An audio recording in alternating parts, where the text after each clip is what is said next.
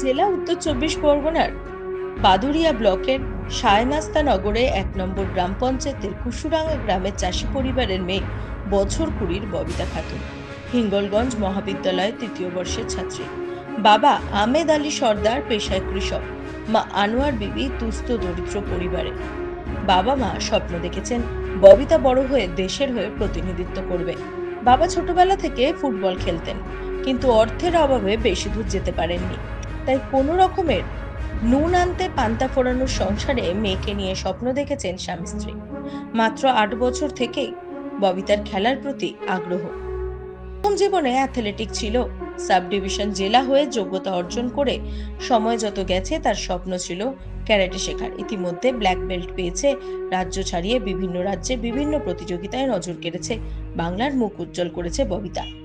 এবার ২০২৬-এ জাপানের আইচি ফ্রিকেচার অনুষ্ঠিত হবে এশিয়ান গেমস। তার জন্য ২০২৫-এ পাঞ্জাবের হরিয়ানায় ২৭ এবং ২৮ আগস্ট ববিতা ৫০ কেজি বিভাগে প্রথম হয়েছে। এশিয়ান গেমসের যোগ্যতা নির্ণয়ে ডাক পেয়েছে ববিতা। ডিসেম্বর মাসে হওয়ার কথা। এই খবর আসতেই গর্বিত হয়েছে ববিতার গ্রাম কুসুডাঙ্গা গ্রামের মানুষ। তাই তাকে নিয়ে স্বপ্ন দেখছে ববিতা দেশের হয়ে ক্যারাটে পদক আনবে।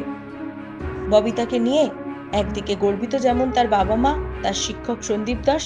তিনি যেহেতু আগামী দিনে ওর সিলেকশন ট্রায়াল আছে, এই ট্রায়ালটা হচ্ছে দিতে গেলে খুব সম্ভবত ডিসেম্বর মাস নাগাদ হবে, আর খেলাটা হবে আগস্ট সেপ্টেম্বর। কিন্তু সেটা এখনো ডেট বলে, ইন্ডিয়ান গভর্নমেন্ট ঠিক করবে ওটা কোন জায়গায় হবে, আর ইন্ডিয়ান গভর্নমেন্ট ওটা পাঠাবে পুরো খরচ খরচা দিয়ে। কিন্তু তার আগে একটা বড় কাজ আছে, সেটা একটা পাসপোর্ট করা। সেক্ষেত্রে আমি জানি না, খুব আর্থিক কন্ডিশন খারাপ ববিতার। সেটা যদি সবাই গ্রামবাসী বা অন্যান্য প্রধান পঞ্চায়েত মেম্বার যারা আছে তারা যদি সহযোগিতা করে, তাহলে ববিতা মনে হয় আগামী দিনে ভালো জায়গায় যেতে পারবে। যেহেতু বিদেশে যেহেতু খেলাটা হবে, তার জন্য একটা পাসপোর্ট খুব দরকার। এই সহযোগিতা যেন গ্রামের সকল মানুষজন ওর সহযোগিতা হাত বাড়িয়ে দেয়, এটা আমি চাইছি। আমি অত্যন্ত গরিব পরিবারে জন্মগ্রহণ করে মধ্যবিত্ত পরিবারে বাস করি।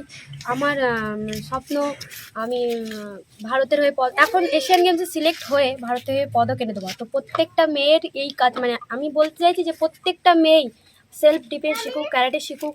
এবং ক্যারাটে শেখা মানে যে মারপিট তা নয়। ক্যারাটে আমি পড়াশুনো করছি, এটাকে নিয়েই আমি এগিয়ে যাব। পরবর্তীতে আমি স্পোর্টস নিয়ে পড়বো, এগিয়ে যেতে চাই। তো সবাইকে বলবো যে এই সেলফ ডিফেন্স শিখুক এবং শেখার মতন শিখুক। শিখছে গতানুগতিক এটা না, শেখার মতন শিখুক।